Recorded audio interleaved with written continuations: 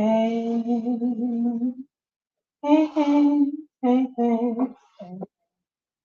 Hello, everybody. How about I make sure my TV's on mute? There we go. Hello, hello, hello, everybody.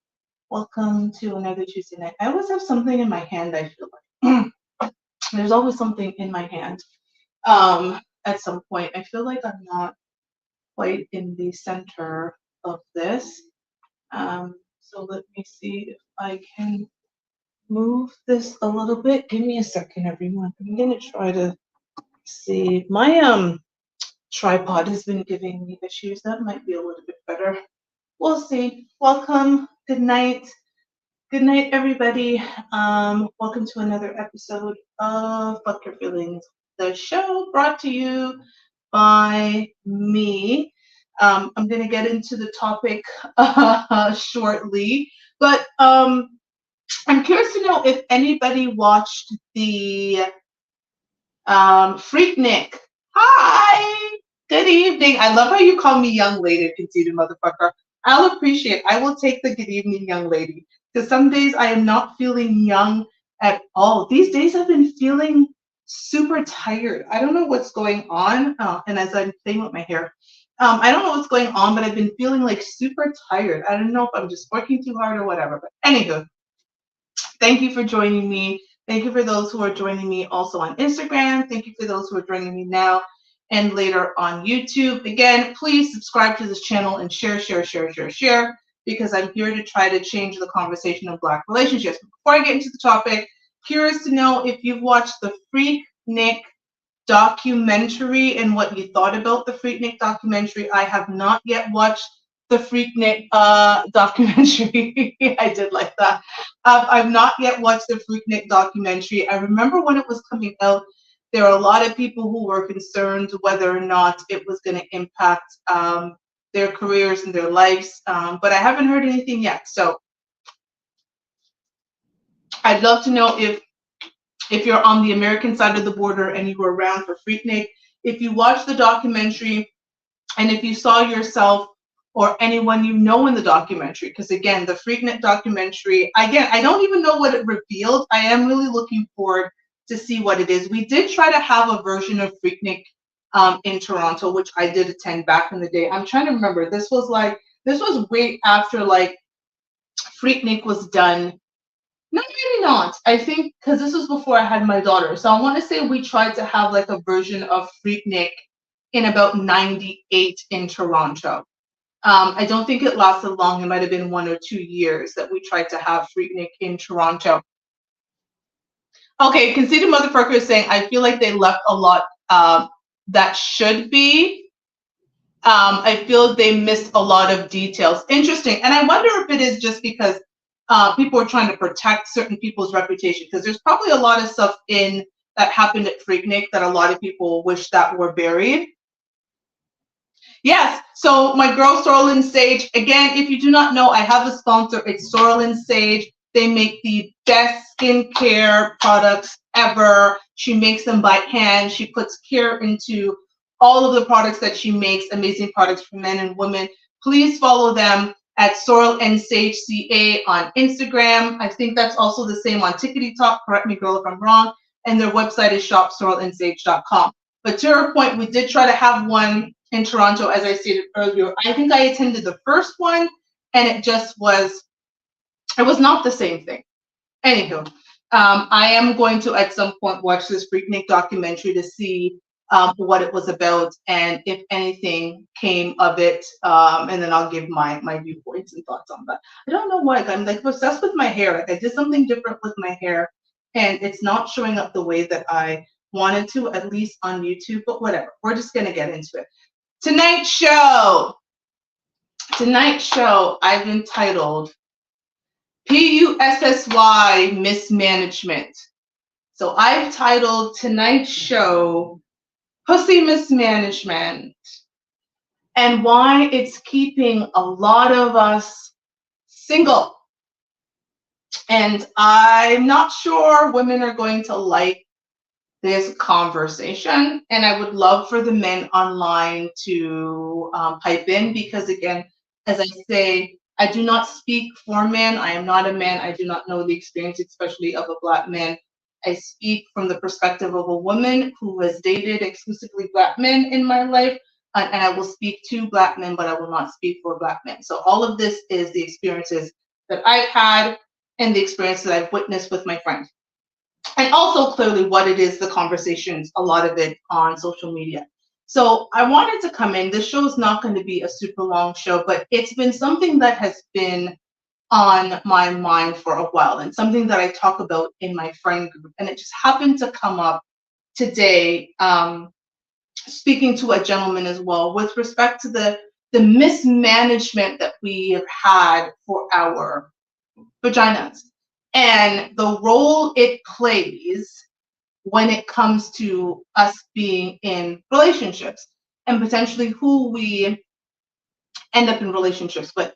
Now, I think at any point, a very large percentage of women, I'm not going to pretend to give the number, but a very large percentage of women, if you ask them if they were honest, they would be admit to mismanaging for their vagina. And what does mismanaging your vagina look like? We'll start with giving it to a man you know is no good. He's no good for you.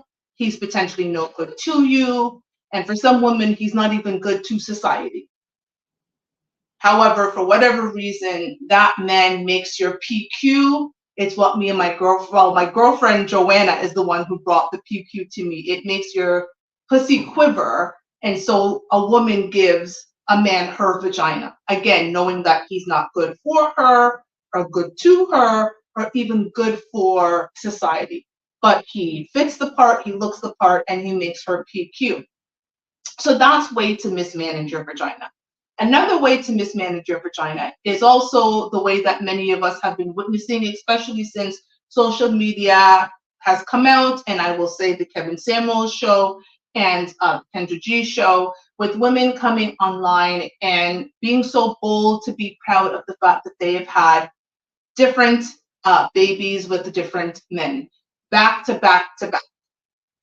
And then they turn around and say that the men that they have had these babies with are no good and they were not suitable to marry. However, they were suitable enough for them to have babies back to back to back. And I always find it interesting when the children are close in age. So I was watching a lady today, and it was a clip from Kendra G, and she had 4 kids, 18, 8, 7, and 5. Now, in my head, I was thinking the 8, 7, and 5-year-old belonged to one man, and the 18-year-old clearly belonged to another one. I was wrong. There are 4 different fathers. So you didn't even get a break for your vagina. You had an 8-year-old, you turned around, you got with another man, you got pregnant, you had a 7-year-old, you turned around before you could even probably finish breastfeeding that one, you were pregnant with the other one and had a 5-year-old. Like, this is math that I don't even begin to understand. I don't get it. I don't even understand how you do not have a break. That the fact that our womb takes a long time to even recover from the first child, and you go and have 3 back to back with 3 different men. Classic mismanagement of vagina, right? So those are just 2 examples of mismanaging your vagina. But I'm sure if I had women on here who were honest, they would say that they would definitely look at the fact that they mismanage their vagina. But I think that there's a certain point that as women, we have to be honest with ourselves and say, if we want a particular outcome in life, that it is essential, I'm going to use that word, that it is essential that we do not mismanage our vagina. And I pause for dramatic effect. Listen, I am all for the free-spirited, this is my vajayjay, I can do what I want, I can have sex with whomever I want, men are doing it too, we can do it too. Not really about that, because I truly do believe in double standards. I am one of those women who believe that double standards are in effect for a particular reason. You may not see it at the moment, but I think double standards exist for a particular reason. There is a reputation management that as women that we have to do, whether we like it or not, whether we think it's fair or not, that men don't necessarily have to do. It is up to you as a woman to determine whether or not the man that you know potentially has slept with half the neighborhood is a man that you want to give your vagina to. As it is also your responsibility for you not to be the woman who sleeps with half of the neighborhood, right? And so I find it interesting when women say, double standards exist and, men get to do this and we don't get to do the same thing. Yet we're the ones sleeping with the men that we know have had sex with half the neighborhood. Let me see what conceited motherfucker is saying.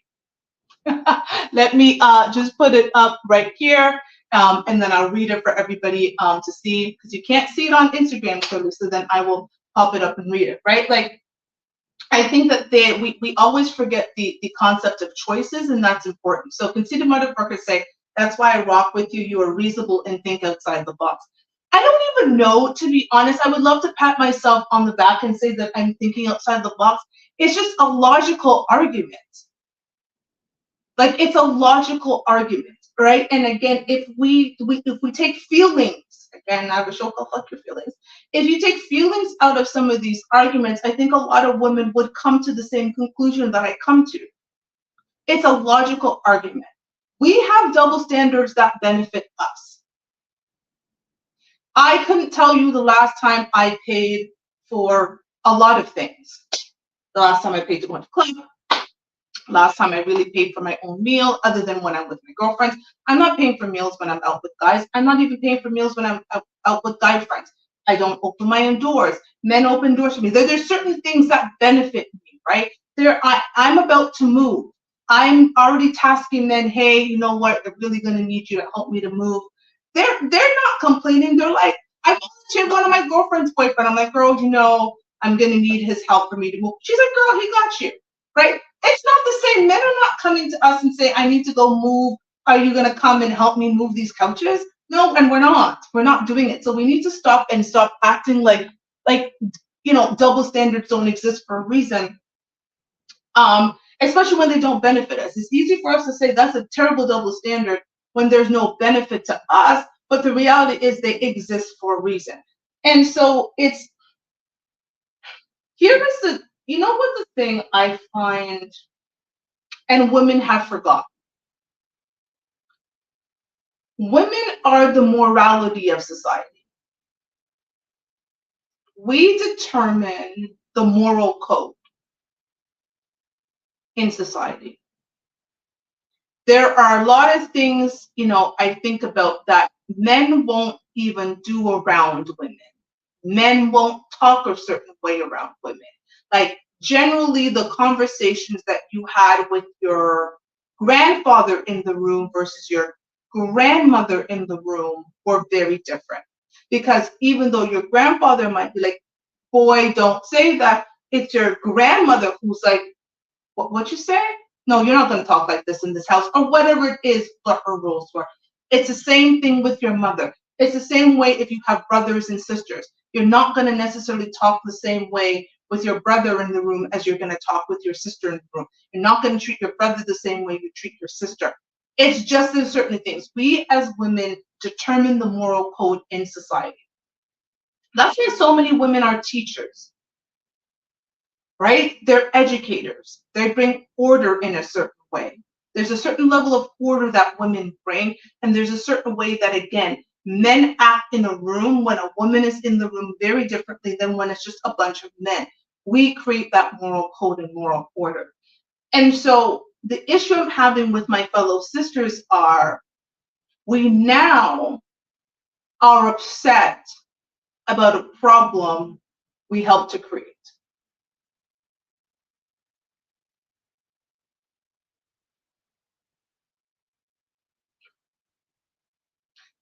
We helped to create situationships. To be honest, I didn't even understand what that term meant for many years.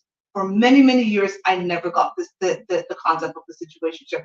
I was like, you have relationships. Like, what the hell is a situationship? And I started learning more and more, and somebody explained to me what the situationship is, and I'm like, who would sign up for this? Like, it's one thing to have friends with benefits, which, again, I'm 44 years old.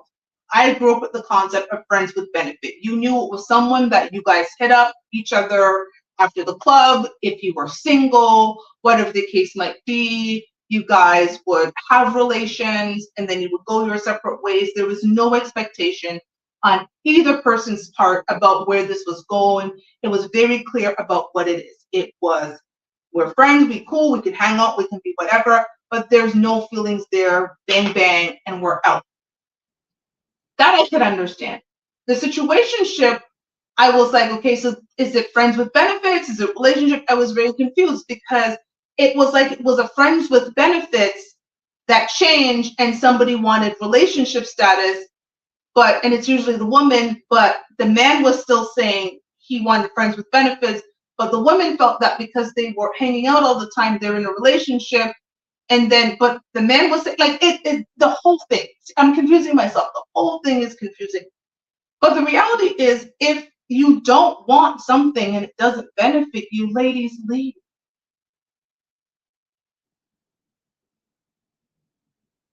The issue with that, however, and my ex used to say this all the time, once a woman is given up the vagina, what is her next option? To stop giving it to me? He would say, she's already given it to me. Her bargaining chip is gone. That's what she had. I was paying whatever money, men are courting women. We all know that. I used to say way before I started this show, one of the things that I used to say is I am very much of the understanding that every date that a man takes me on is a down payment on sex. And the more money this man had to take me on dates, the higher the down payment was. Because eventually he was putting in the work necessary to have sex with me. That was just what it was, right? It is a basic understanding, whether we like it or not. Dating, courting, all of it, there's a level of transactionalness. I just made up a word, but there's a level of transaction that happens in the dating courting process, right? It has been shown, this is way before women were talking about six figures and what needed to have. This is way before that. Young men grow up understanding that when you take a young lady out on a date, you pick her up, you go to the door, like all of these things are drilled into young men and young girls. There's certain other things drilled into us, but there is a basic understanding, and every little girl understands that when a young man takes you out on the date, that young man is supposed to pay. And that has continued generation over generation. That has not stopped. And again, at the end of it, the hope is that there will be a happy result for both of you. You will come together, hopeful in a relationship, and you will have sex. There's a reason that in arranged marriage, they're dowries. Arranged marriages aren't just, I'm going to give you my daughter for free. No, the family of the wife gets gift from the family of the husband. They come, and again, depending on the wealth of the husband's family, the gifts are more extravagant, but there is a dowry, there is a payment that happens before that family is going to give their girl child to this new family and have her enter this family and be a wife to this man and the mother to his children and the caterer to all of his needs. There's a down payment. So there has always been a price to pay in order for the men and women to come together. Now, there is no price. We are out here just willy-nilly giving vagina to men.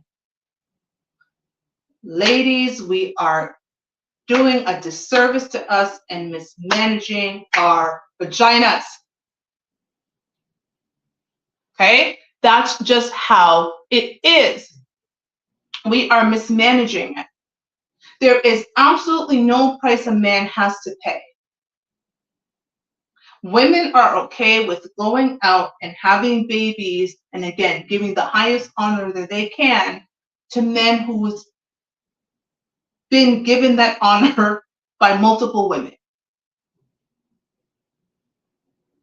No standards. He's cute. He thinks I'm cute. I come together. We're gonna, with no thought about what this could be in the future, no long term. Does this man have diseases? Could I get pregnant? What will my future be like? Is this the type of man that I would want to be the father of my child? Is this the type of woman that I would want to be the mother of my child? No, just go out there, bang, bang, bang. It's great. Let's go. This is kind of the place that we are in right now. And again, this is created by women. Because, gentlemen, let me ask you this. If the women that you have had sex with, I'd say in the last 1 to 2 years, had stated to you, this is the barrier for entry. The barrier for entry is I do not have sex with men unless I am in a relationship with them.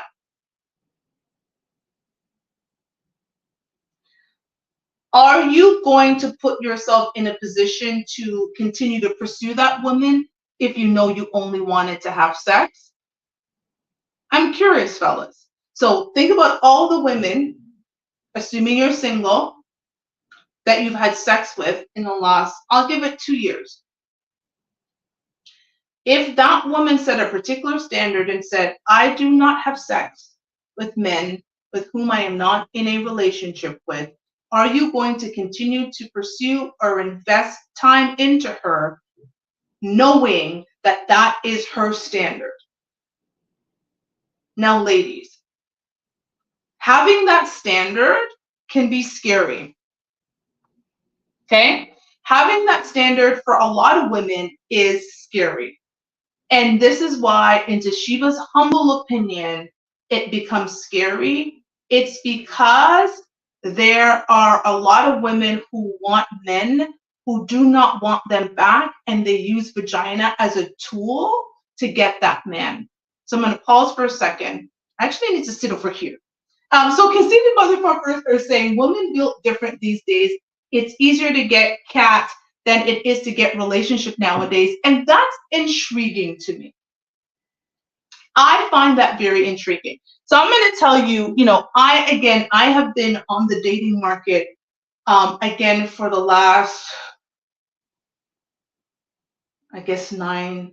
So I've been single for the last 9 months. I have, I guess, been back on the dating market for the last 3. I took basically 6 months to get my head together. And so I'd say from about Christmas, around Christmas's last year is when I really started kind of putting myself back out there to start dating. Now, the last 3.5 months of my previous relationship was long distance.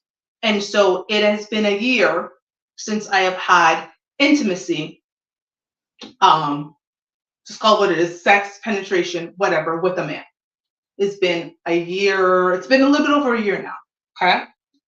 And I'm not on a celibacy journey. No, that's not what I'm doing.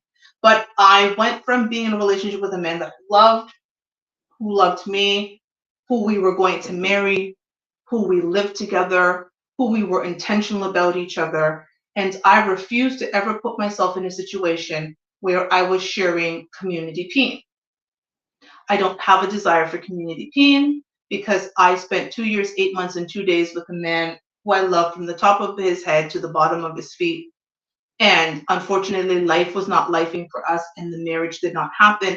However, when you are number one, and you are number one to, again, a type of men that women say that they want, you know what, the over 6 foot, the over 6 inches, the over 6 figures. When you have that, you know what that's like. You're not settling for community peen. I know that I do not need to use sex as a tool or something in my arsenal to get the type of man that I want, and so that I don't. And so I'll tell you recently, I have made it very clear. There was one particular guy, because I'm a person, let me tell you what's dating. I'm a person who feels I'm going to give a guy at least 2 dates to determine whether or not there is a potential for more, or if I'm attracted to them emotionally, physically, mentally, spiritually, all of those things, right? One, generally do not go on dates that with guys who don't spark my interest in some ways. And often that's actually beyond the physical. There are certain, criteria that I have to eliminate people right away. One of those is young children. I do not date men with young children. It is not my thing. I am the mother of a 22-year-old.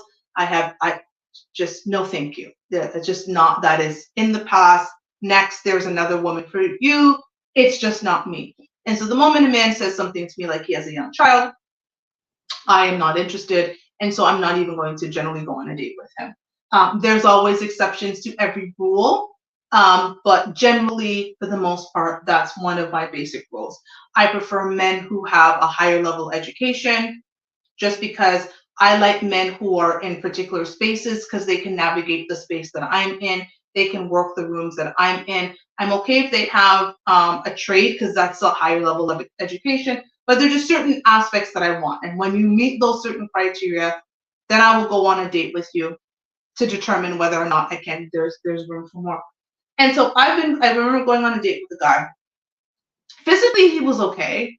But again, I'm 44, right? Like, physical is important, but it's not necessarily number one on my list. He did meet my height requirement. Outside of that, he was, not naturally what I would go for, but he was funny. We had a good laugh, whatever. Um, and we went on a date. It was a really good date. We had a great conversation. We went on like a second date a couple days later. We went bowling, which is really fun. I love bowling. I'm actually really good at it. But I made it very clear to him right up top, because we were having a conversation. I don't remember what the conversation is. And it's actually on my phone and I'm recording on it, so I can't even read it. But it was to the extent of something where it came to sex. And I made it very clear. I said, listen, I do not have sex with men with whom I'm not in a relationship with. You can go ahead and have all the sex you want with all the women you want. That is not my business. That is not for me. But if you're just not going to get it from me. And he phased out of my life. Cool. Ladies, that's okay. That's okay. I didn't shed a tear, did say anything. I made my intentions known and he made his intentions known. Because again, if this was a man who was actually trying to pursue me for the sake of a relationship and not for sex, he would have been like, cool. I respect that. I completely understand that. My last relationship, we got into the relationship before there was ever sex on the table. Before there was ever sex on the table. I got into my last relationship in 10 days. From the first time we met, like knew each other existed, to get into a relationship took 10 days.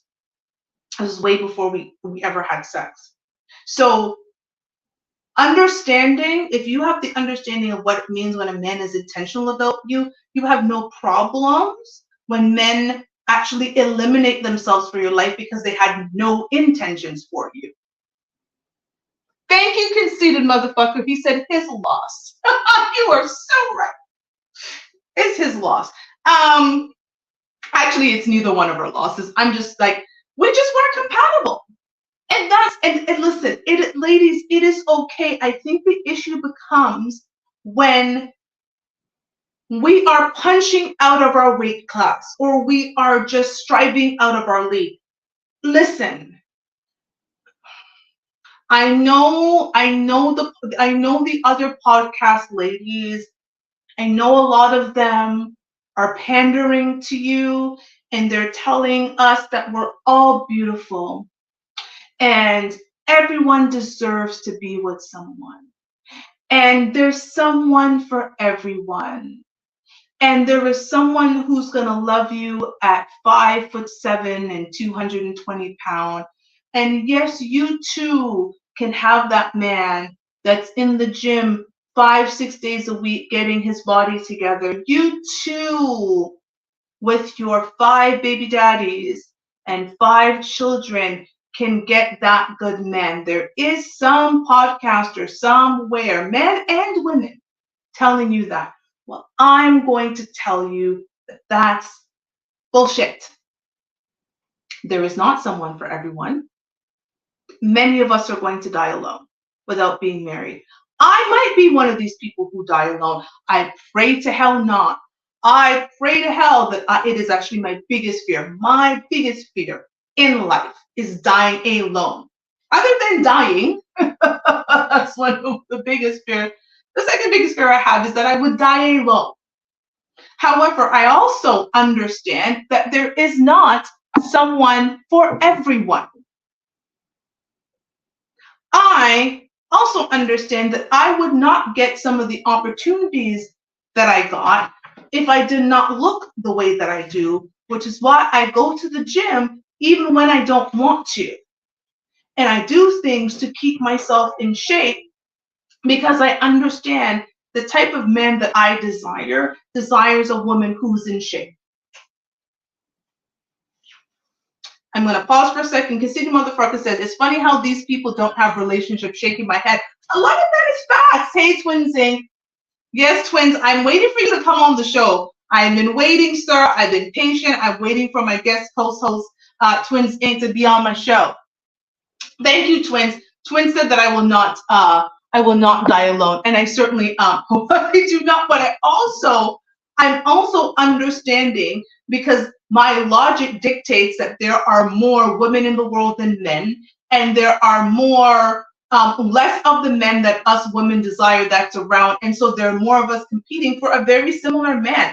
I'm not going to make myself immune out of that category. I'm probably very much competing for the same men that most of the women are competing for.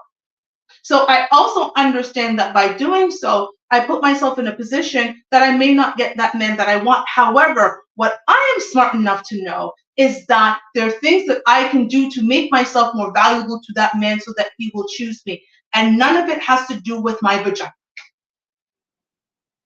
Twins is saying, my bad. I find, yes, please, Twins, like hit me up. You know that I'm waiting for you. We're gonna have a good time on the show. But that's the important part, right?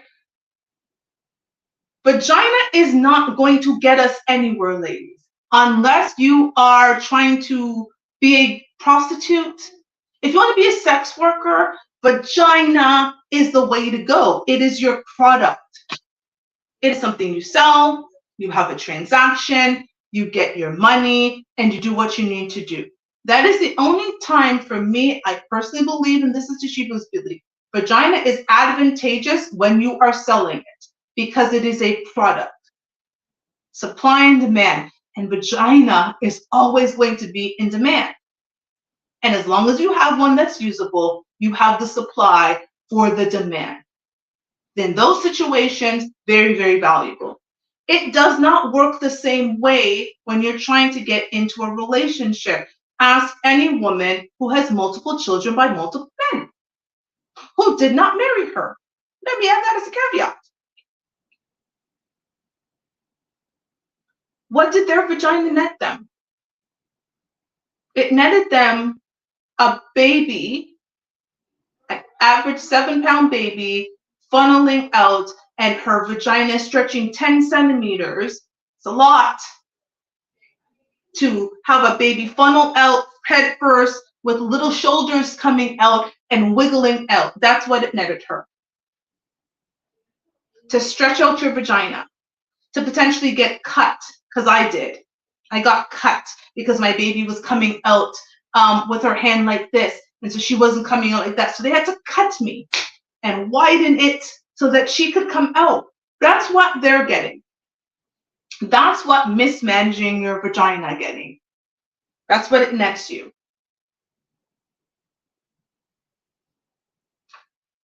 I don't know any little girl who dreamed of that.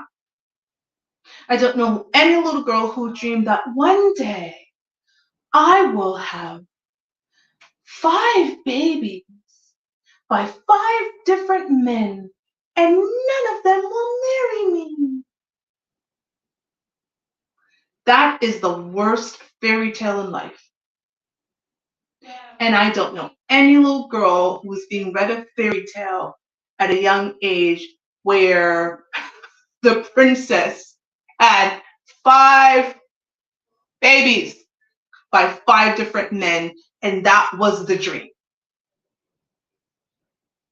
So the reality is a lot of women are living through a nightmare because they thought their vagina was going to net them a result that it's not going to get them. And they are not okay with being okay with the fact that the man I want doesn't want me. I'm okay with the fact that if the man I want doesn't want me. Because if I'm competing with vagina, I have already lost.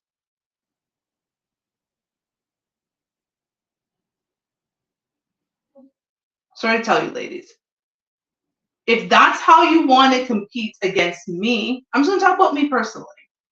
If you know that you and I are dating the same man and how you're competing with me is with vagina, good luck.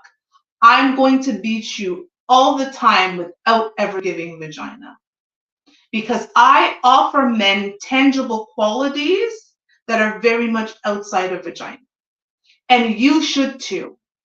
You need to study the man that you want and figure out how do I show up in his life in a way that makes me desirable to him.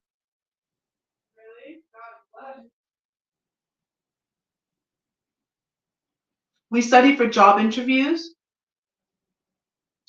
that we want. I know, and I have been one of those people, when I want a particular position, I study for it. And I mean, it could be days and hours. I am making notes. I'm finding out as much as I can online about the people that I'm about to interview with. If I know anybody that's worked for the company, I'm reaching out to them and say, did you interact with this person? Can you give me their thoughts? Do you know about the company? Like I have notes. I have notes that I've made. I've watched videos. I've read articles. I've read reviews. Like I've done all of this homework. Why? Because I want to be desirable to the job. Pause. My sponsor, Sorlin Sage, just said, everyone has a pum pum. It doesn't make you unique. What happens after you give the goods is the real test. And I will add to that, what happens before you give up the goods is the real test. That's the real test. How does a man view you before you give up the goods? Does he potentially see you as a woman that he could do life with? Does he see you as a woman who can be in rooms with his colleagues and you're going to able to represent him well? That was one of the things my ex said to me. I'm going to pause because I'm about to read. I'm going to tell you what my ex said to me that mattered. Sorrel Sage says, I mean you in the general sense, not you personally, Sheeps. Girl, I know that you're not talking about me personally, but I'm just saying to women as a whole, Sorrel Sage, that what matters is how you show up in his life before the vagina. One of the things my ex said to me was, one of the things as we were getting to know each other, he said to himself is, if I had an important meeting in life, and for whatever reason, I could not go to that meeting, I would feel comfortable sending you to that meeting, knowing that you would be there to represent my interest and not your own. And by the time you got out of that meeting, whatever you went in there to get, you would have gotten for me.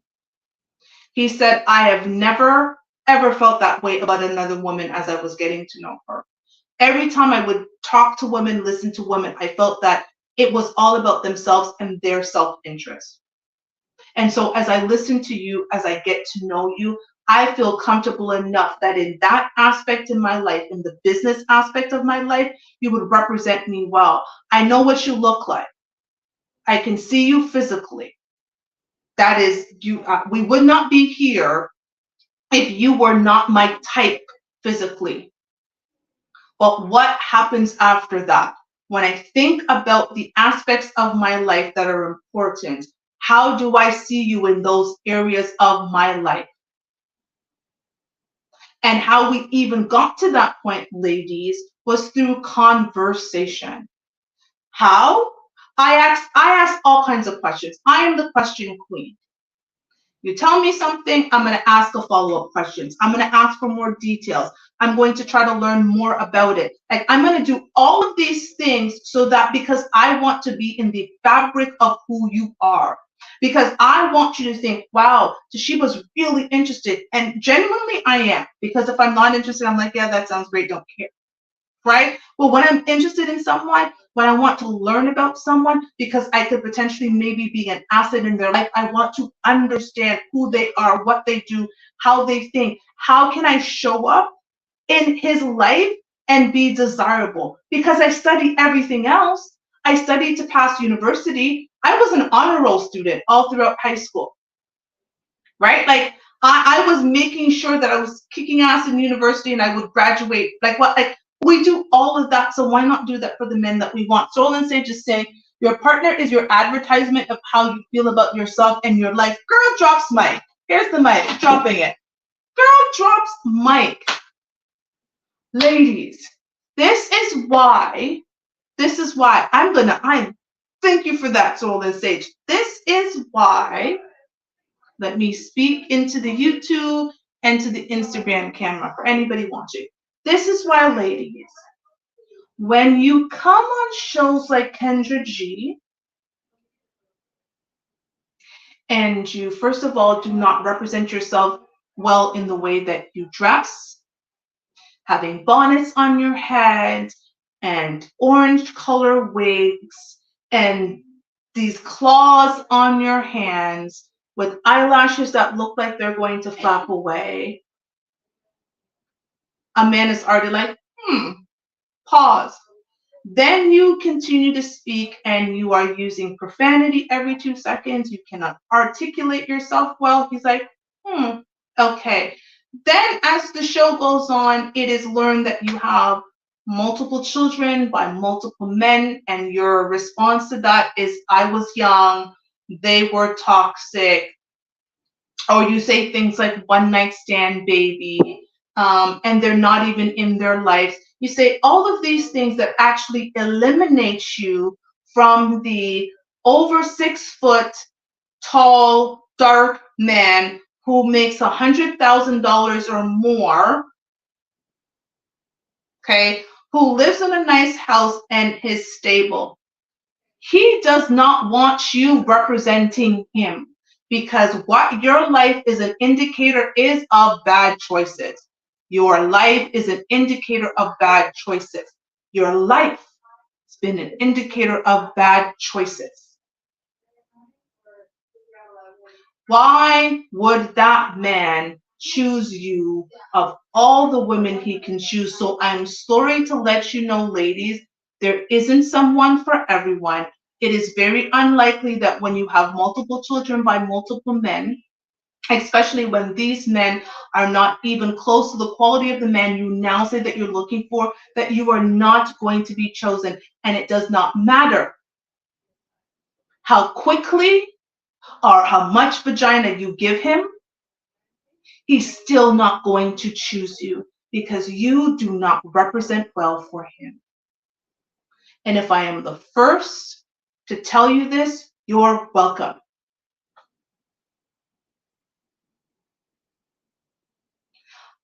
I want us to stop lying to each other. I know I have mismanaged my vagina. I'm not going to sit around and say that I haven't. In my 20s, I did not use it well. I mean, I did use it well because I had a baby and I love her. She's a blessing to me. Shout out to my 22-year-old daughter and to her father. We love her. I'm so grateful for him, because without him, I would not have her. But I'm not going to sit around and say I've always made the greatest choices. Now, I didn't go around and have sex with the Pookies and the Ray Rays, the term that you Americans use. I was not going around having sex with a bunch of drug dealers and no good men. I was a university educated woman. We were not going to do that. I was not going to spend all the time going to university, working full time while going to school and doing all of that to give my vagina away to a man who was hustling on the block. Oh, never. That wasn't going to happen.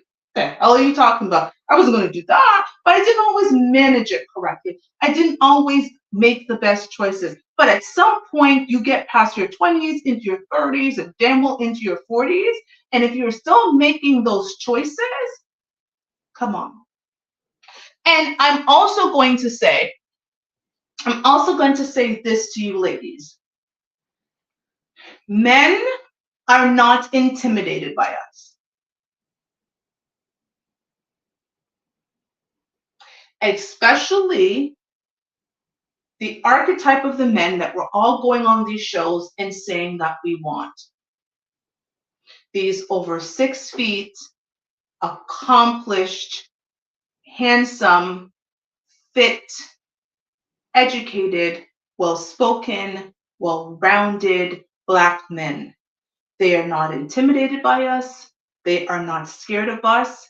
And if they don't approach you, it's not because you're intimidating or scary. It's simply because they don't want you.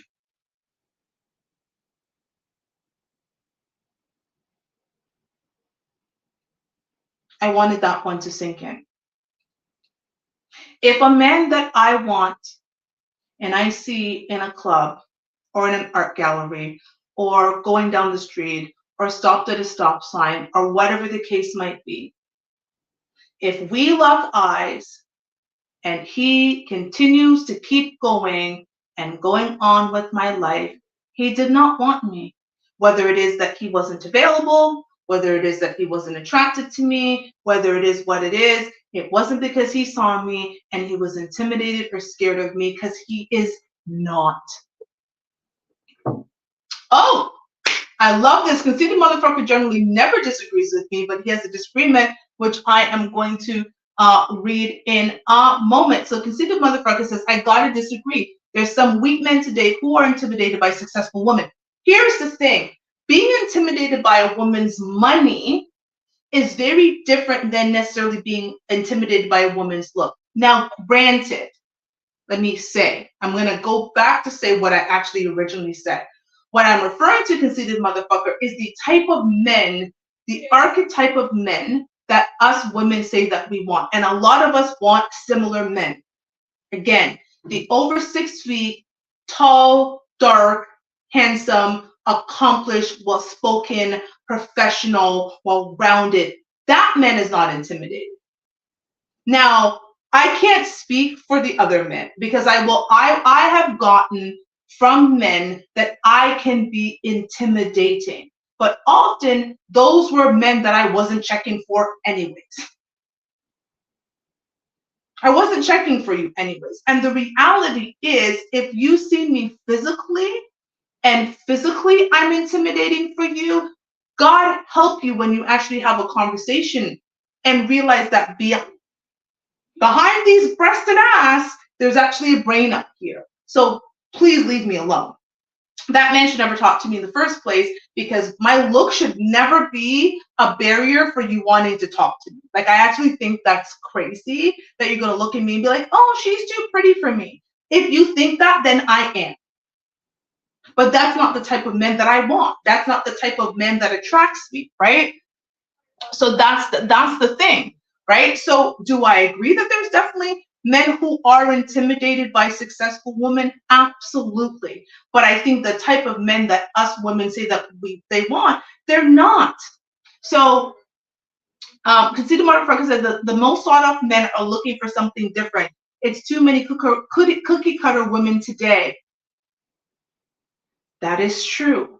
And you know what? It's so funny that you say that. A lot of women, I encourage women, if y'all ain't listen to me, because the reason I have this show is that I have men in my life.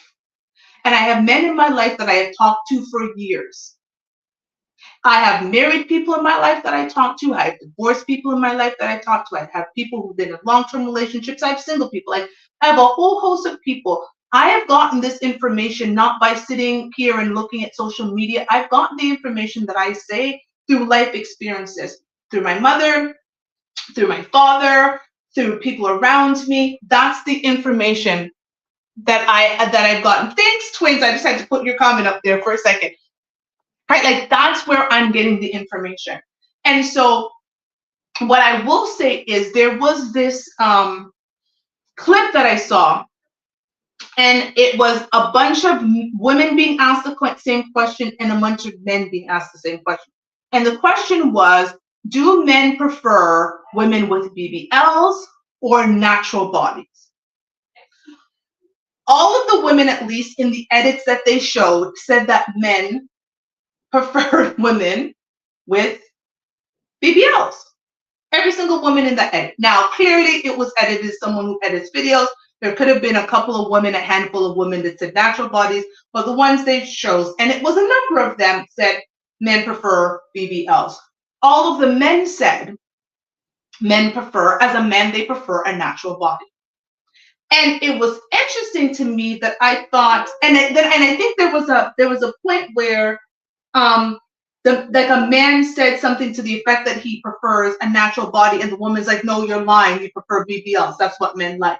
And so even in the situation where the man was telling the woman what a man wants, she didn't listen, because in her mind she already thought that this was the archetype of the woman that they want.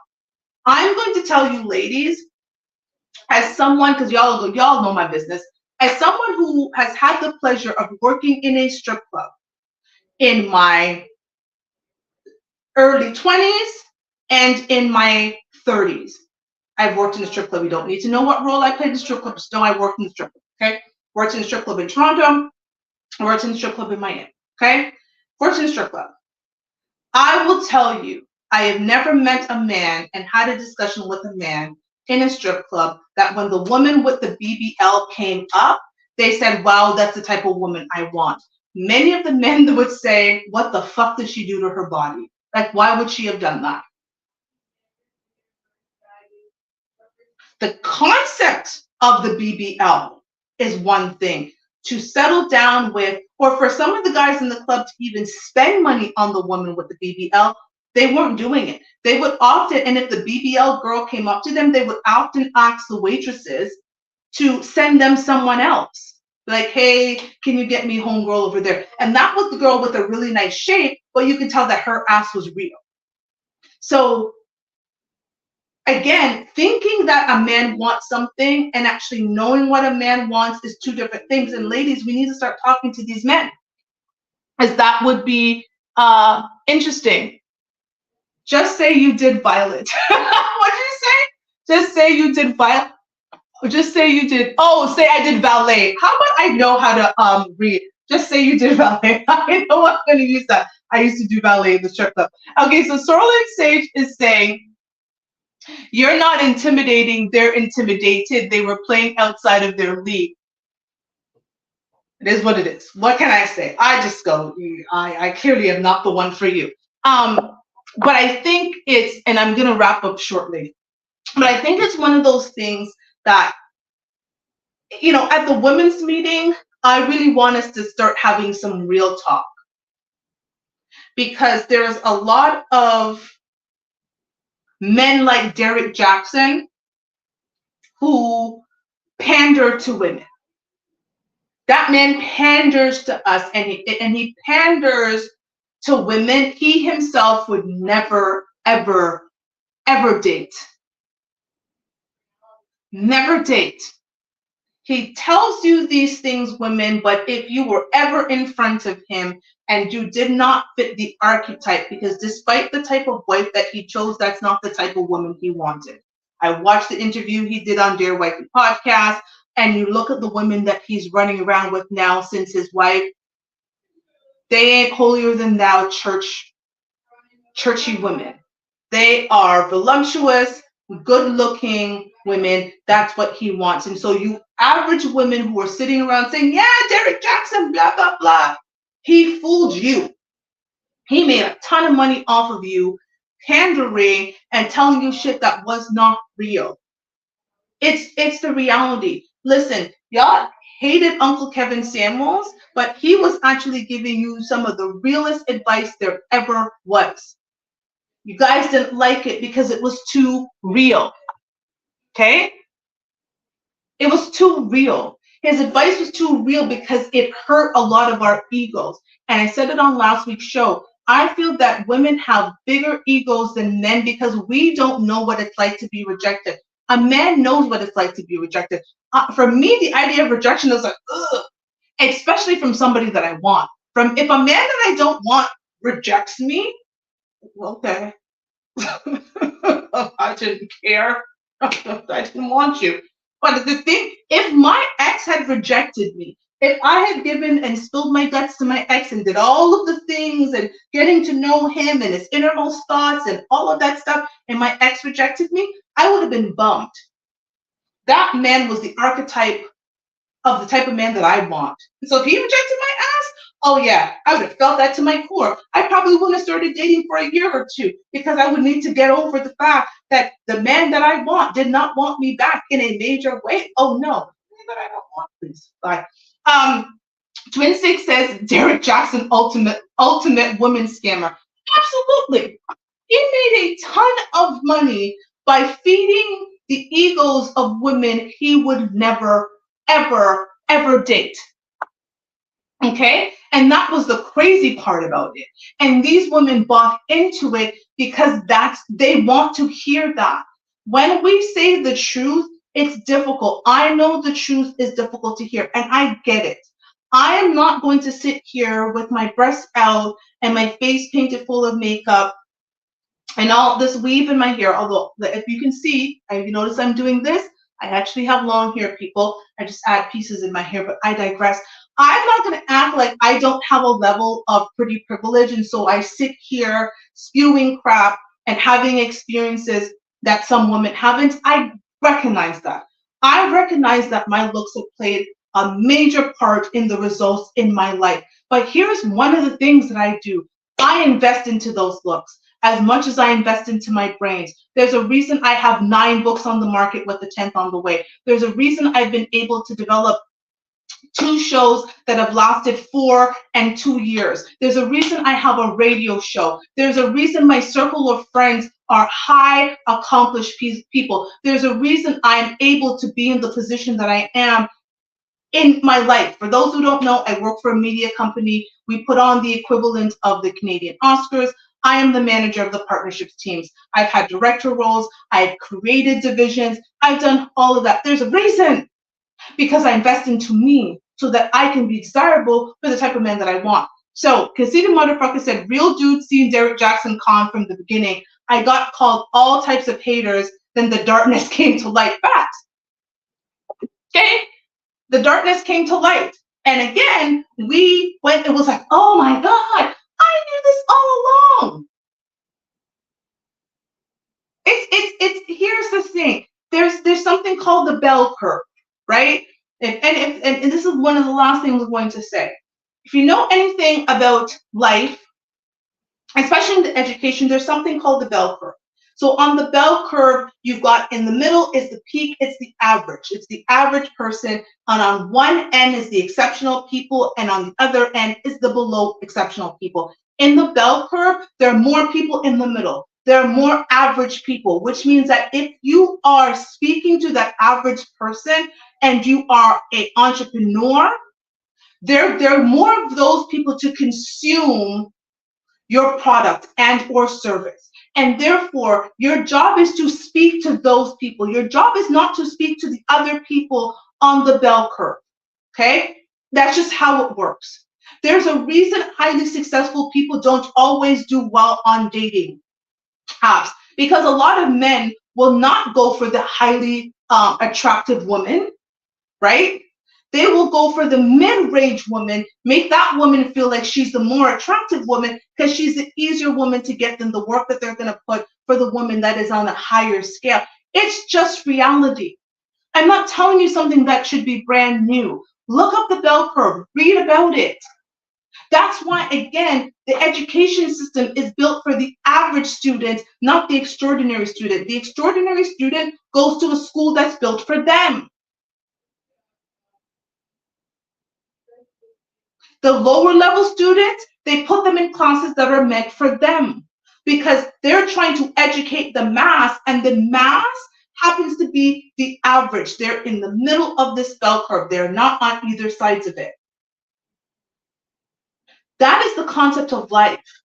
So when there are people who are catering and pandering and telling you these things, ladies, and making you feel that you too can find a husband if you just go ahead and put it out there and wish upon a star, that you who has mismanaged your vagina, who have chosen the wrong men, who have babies from those wrong men, who have decided that you want to gain 150 pounds and be 5'7" and 250 and heavier than a damn linebacker at 6'3", that you too, sweetie, you can find a husband. And all you've got to do is give him your vagina to show how great it is, and he will choose you.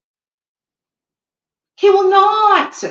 And so they are writing books, they're creating podcasts, they're getting monetized, they're doing Patreons, you're buying things from them because they want you to wish upon a star. And I may never get monetized one day because I don't want you to wish upon a star. Get into reality. Study the type of man that you want and stop using your vagina because your vagina has gotten you nowhere. And you might say, Toshiba, you can speak. You're single. My single life is not the same as most of y'all. I've also been married. I've also been engaged. I've also been chosen by the men that you say that you want. I know what it smells like in the penthouse because I've been there. I know what it's like to drive in the cars that you say that you want because I date the men that do that. So my single life is not the same as yours. And yes, I'm single now. Trust and believe it won't be for long.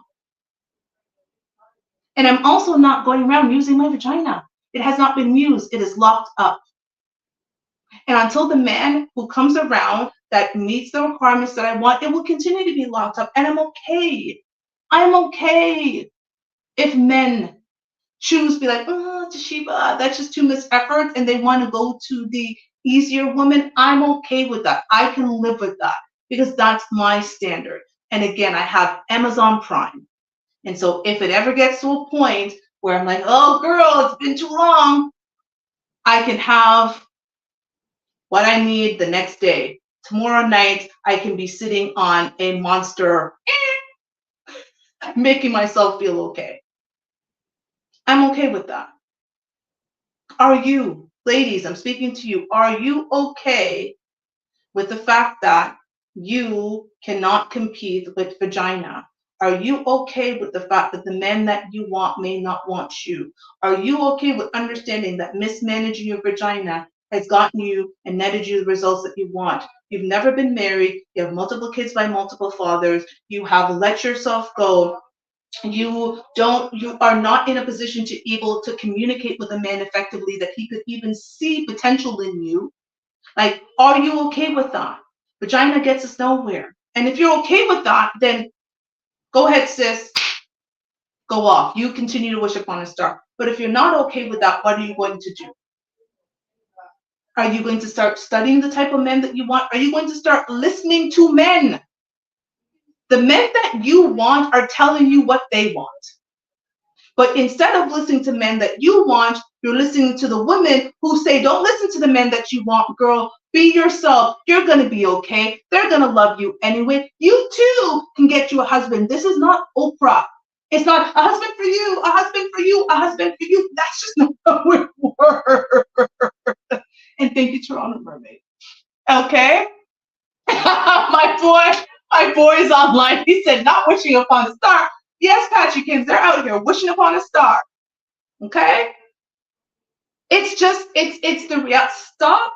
Like, take, you know what Kevin Samuels used to say? Uncle Kevin Samuels used to say, your life, take a look at your life, and your life will is the greatest teller of, you know, it was like your life is the greatest teller of kind of what you would get out of it. You're coming on here saying you want this type of man and you want this type of life, but you've never with these people. You've never experienced it. But here you are, 35, saying you want something that you've never in the previous 35 years experienced and thinking that you deserve it. But you've never been able to say that you've experienced it. That's crazy. And now, after mismanaging your vagina, you think, I now have a used product that I'm going to put at a high price. And there might be people who are like, Toshibo, that's what you're doing. You're telling men that you won't have sex with them unless you're in a relationship. Yeah, okay, maybe you're right. Maybe I'm a hypocrite. Maybe that's what I'm doing. But what I'm not going to do is get some community peen to be pumping on me and sweating up on top of me. Why would I do that? I'm good. Again, Amazon Prime, right? I can, they make them great on Amazon Prime. I don't have to worry. I can look on Amazon Prime. They give me everything I need. The inches, how thick it is. They give me everything. How we'll move, the buttons. It's going to do its thing.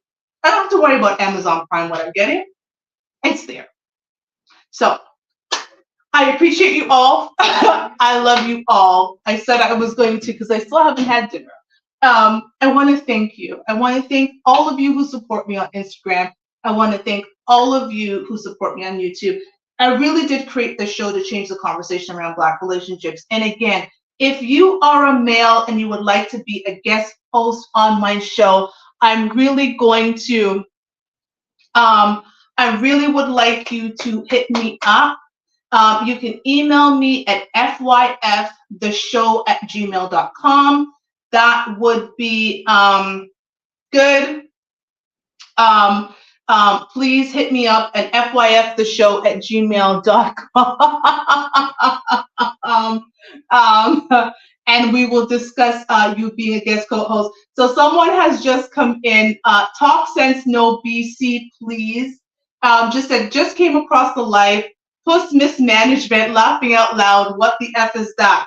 Go back and watch this entire show because I'm about to end. But I will say what Plus Mismanagement is are women who have made bad choices in their life with their and now are creating standards for men to get that and thinking that they can compete on the dating market with their when they have nothing else to provide.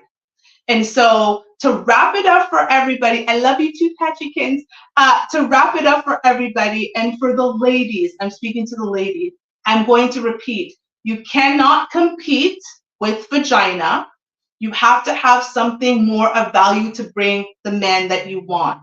It is okay if the men that you want don't want you. If you want that man to want you, you need to study what that man wants and either decide to become that woman or bring your attention to the type of men who want you and make it work with them. Competing with vagina is never going to make you win. If you're competing with vagina, you have already lost the race. So this well-rounded, handsome, 6 foot tall, 6-figure, some of you 7-figure man doesn't actually care about your vagina because he can get it from other women. What other values do you bring to the table that he can see in a wife? What does he want in a wife? How about we start asking men what qualities and characteristics they want in their wife? Period. Point blank. Oh, thank you so much. So I appreciate you all. Thank you for joining. If you're new to the channel, please subscribe, hit the like button. I really appreciate it. Again, I created this show to change the conversation around Black relationships because I believe that as men and women, we are better together than apart. And in order for us to be able to get to the other side of this narrative that Black men and Black women don't need each other, or men and women don't need each other, we need to have real conversations. And when you come to fuck your feelings, that's what I do. Again, if you're male and you'd like to be a guest host, hit me up, fyftheshow@gmail.com, or also DM me on Instagram or send me a message on YouTube. Thank you so much. I appreciate you. I'm going to say good night to Instagram. And again, thank you, YouTube. Good night. Bye, Twin Saint. Bye. Thank you, conceited motherfucker. Bye.